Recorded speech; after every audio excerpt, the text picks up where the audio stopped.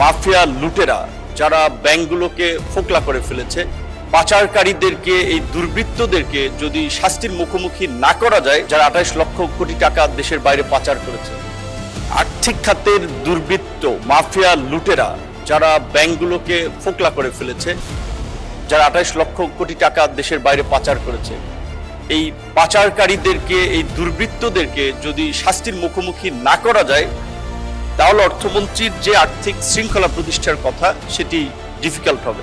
সেজন্য আমি জানি তিনি একজন সিজন পলিটিশিয়ান, একজন ডিপ্লোম্যাট, একজন ইকোনমিস্ট, কাজেই তার এটা মাথায় আছে। তারপর আমি একটু মনে করিয়ে দিলাম, এই বাজেটে সবার জন্য উন্নয়ন, সবার জন্য মানসম্মত স্বাস্থ্য, শিক্ষা, সার্বজনীন সামাজিক সুরক্ষা, বিনিয়োগ নির্ভর কর্মসংস্থান, উৎপাদনমুখী অর্থনীতি, আর্থিক খাতের স্থিতিশীলতা, জ্বালানি নিরাপত্তা সহ 10টি খাতকে গুরুত্ব দিয়েছেন অর্থমন্ত্রী। এবং একই সাথে তিনি 2034 সালের মধ্যে $1 ট্রিলিয়ন অর্থনীতিতে পৌঁছানোর আশাবাদ ব্যক্ত করেছেন। এজন্য অর্থমন্ত্রীকে অভিনন্দন জানাই। বিশেষ করে যে 10টি খাতের গুরুত্ব দিয়েছেন, তার মধ্যে একদিকে যেমন আমাদের স্বাস্থ্য, শিক্ষা, কর্মসংস্থানের মতো মৌলিক বিষয়গুলো আছে, আবার মধ্যপ্রাচ্যের এই কিছুদিন আগের যে যুদ্ধ পরিস্থিতির সংকটকে বিবেচনা রেখে জ্বালানি নিরাপত্তার কথাও বলেছেন। নিশ্চয়ই এটা মাননীয় প্রধানমন্ত্রীর, আমরা বলতে পারি যে তিনি তার বাংলাদেশের দীর্ঘ নির্বাসিত জীবন শেষে যখন এসেছিলেন, তিনি যখন বাংলাদেশের মাটিতে পা রেখে সেই পূর্বাঞ্চলের এই 300 ফিটে ঐতিহাসিক একটি জনসমুদ্রের মাঝে বলেছিলেন আই হ্যাভ এ প্ল্যান, এখানে যে তার সেই প্ল্যানের একটা বাস্তবায়ন এবং তার যে একটা এখানে ভীষণ আছে, সেটাই বাজেটের মধ্যে দিয়ে প্রতিফলিত হয়। যখন আমরা দেখি লন্ডনের মতো একটি দেশে থেকেছেন, সেখানকার health system, education system, social safety net, সেটাকে বেস করে বাংলাদেশের মতো একটা ওভার পপুলেটেড কান্ট্রি, সেখানে যখন এক ধাক্কায় স্বাস্থ্য খাতের বাজেট দ্বিগুণ করা হয়, কিংবা উপজেলা পর্যায়ের হসপিটালগুলোকে 101 শয্যা উন্নীত করা হয়, একই সাথে মাননীয় প্রধানমন্ত্রীর এই স্বপ্ন বাস্তবায়নে স্বাস্থ্যমন্ত্রী সহ সংশ্লিষ্টদেরকে আমি অনুরোধ করব, শুধুমাত্র 101 শয্যা বিশিষ্ট হসপিটাল ঘোষণার মধ্যে সীমাবদ্ধ থাকলে চলবে না। প্রধানমন্ত্রী যে স্পিডে কাজ করছেন, আমরা যারা তার টিমে আছি, তাদেরকেও তার চেয়ে অন্তত প্যারালাল স্পিডে হাঁটতে হবে এবং দ্রুত সময়ের মধ্যে অন্তত একসাথে এই প্রায় 600-র মতো উপজেলা সম্ভব না হলেও পর্যায়ক্রমে জনসংখ্যা এবং ভৌগোলিক অবস্থান বিবেচনায় যেন উপজেলা পর্যায়ের হসপিটালগুলোতে ডাক্তার, প্রয়োজনীয় জনবল, যন্ত্রপাতি, অবকাঠামো যেন দ্রুত সময়ের মধ্যে নিশ্চিত করা হয়। দক্ষ মানব সম্পদ তৈরিতে কর্মমুখী শিক্ষাকে প্রাধান্য দিয়ে প্রযুক্তির সম্প্রসারণের মাধ্যমে শিক্ষকদের প্রশিক্ষণ এবং বাংলা, ইংরেজির পাশাপাশি তৃতীয় একটি ভাষা শিক্ষার গুরুত্ব প্রধানমন্ত্রী এর আগেও তার নির্বাচনী ইশতেহারের প্রোগ্রামে বলেছেন, আমরা শুনেছি।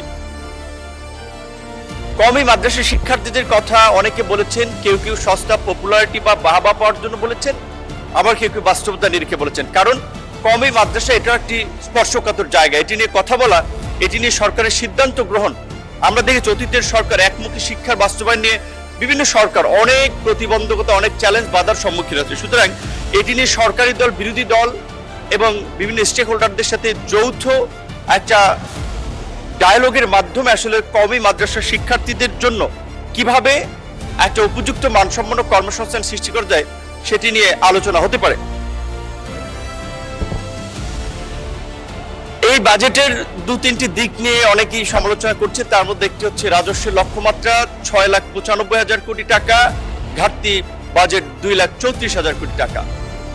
প্রকৃত অর্থে অর্থমন্ত্রী, আমি জানি উনি যে ভিশন থেকে এই লক্ষ্যমাত্রা নির্ধারণ করছেন, ঘাটতি দিয়েছেন, সেটি পূরণ করতে তারা সক্ষম হবেন। আমি অর্থমন্ত্রীর সাথে এখানে একটি বিষয়ে দ্বিমত পোষণ করব। করমুক্ত আয়সীমা 3,75,000 টাকা রাখা হয়েছে। প্রকৃত অর্থে বাংলাদেশের বর্তমান আর্থসামাজিক বাস্তবতায় অ্যাভারেজ 30 থেকে 40,000 টাকার নিচে আয় করে মানুষ লাইফ লিড করা খুব ডিফিকাল্ট। সেক্ষেত্রে আমি মনে করি এটাকে 50,000 করে মান্থলি ধরে 6 লক্ষ টাকা পর্যন্ত যদি আয়কর মুক্ত করা হয় এবং তারপরে রেভিনিউ যদি আহরণ করার জন্য জোর দেওয়া হয় কারণ এখন ইউনিয়ন পর্যায়ে, উপজেলা পর্যায়েও অনেক সক্ষম করদাতা পাবেন, কারণ বর্তমান যে করদাতা আছে সেখানে মাত্র 30 থেকে 35% মানুষ কর দেয়। সুতরাং আপনি যে সোশ্যাল সেফটি নেট সরকার এত এক্সপেনশন করতেছে, এখানে যদি ওই কর আদায়ের দিকে আপনি গুরুত্ব দেন এবং কিছুটা এনফোর্স করতে হবে, তাহলে এই লক্ষ্যমাত্রা পূরণ অস্বাভাবিক কিছু নয়। যেহেতু সময় খুব সংক্ষিপ্ত, বিস্তারিত কিছু বলা যাবে না, আমি আমার মন্ত্রণালয়ের একটি বিষয় তাজদি এলাকার সম্পর্কে 2-1 মিনিট বলে শেষ করতে চাই।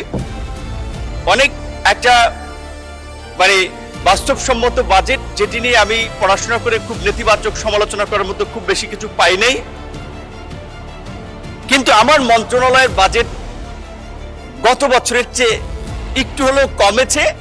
কিন্তু সরকারের নির্বাচনী কমিটমেন্ট অনুযায়ী 1 কোটি কর্মসংস্থান বিদেশের সৃষ্টি করতে হলে স্কিল ম্যান পাওয়ার তৈরি করার জন্য আমার মন্ত্রণালয়ের মধ্যে একটু বাজেট বৃদ্ধি করানো দরকার। এটি নিয়ে আমি ওয়ারিড নই, কারণ প্রধানমন্ত্রীর সাথেও বলেছি, তিনি বলছেন যা লাগে আপনার কাজ করতে আমরা দেব, এমনকি অর্থমন্ত্রীও বলেছেন যা লাগে দেব। সুতরাং সেটি নিয়ে আমি উদ্বিগ্ন নয়। এবার এলাকার প্রশ্নে একটু বলে শেষ করতে চাই, যেহেতু আমরা কথা বলার খুব বেশি সুযোগ পাই না। মাননীয় প্রধানমন্ত্রী সহ অনেকেই জানেন, এবং আমি স্বাস্থ্য প্রতিমন্ত্রীও বলেছেন চরাঞ্চলকে নিয়ে একটি ফাউন্ডেশন ফোরাম আর একটি কর্তৃপক্ষ গঠন করার। আমি একটি চরাঞ্চলেরই মানুষ, সেই জায়গা থেকে সেখানকার স্বাস্থ্য, মানুষের জীবনযাত্রা যে কি করুণ দশা, আমি শুধু এটুকুই বলবো, স্বাস্থ্য প্রতিমন্ত্রী সহ আরো অনেকে বলেছেন সরকারের এই জায়গায় একটু চিন্তা করা দরকার এবং অর্থমন্ত্রীর বিশেষ দৃষ্টি।